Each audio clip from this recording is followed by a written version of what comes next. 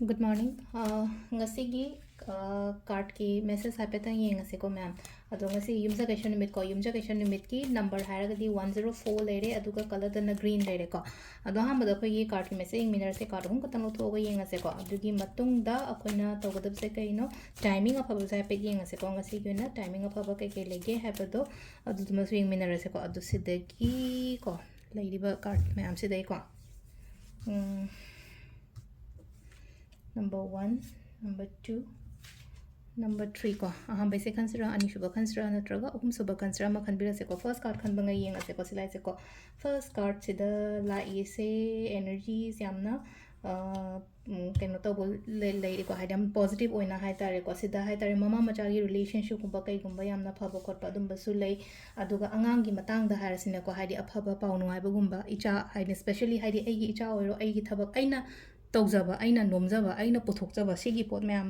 high अफबगुब लाप पीरीको high थबक तब मत है अना बिजनेस रन तौवे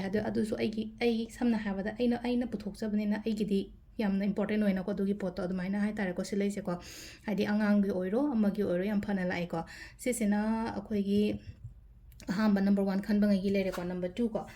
2 चेक्शलो थबे खांग चटो मतमदको कितंग चेक्शन बियोको हाइदि खुद कनो अखोइगी खुदोंग थिबा कनो तबो खोपगी वाना तबो कितंग हाइदि को ngasi चटो मतमदा गाड़ी मगदा थौरें कलसे तपना कइना दुमाइना गुम थौबियोको सिसिना अखोइगी नंबर 2 खनबा लेरेको अदुगा नंबर 3 को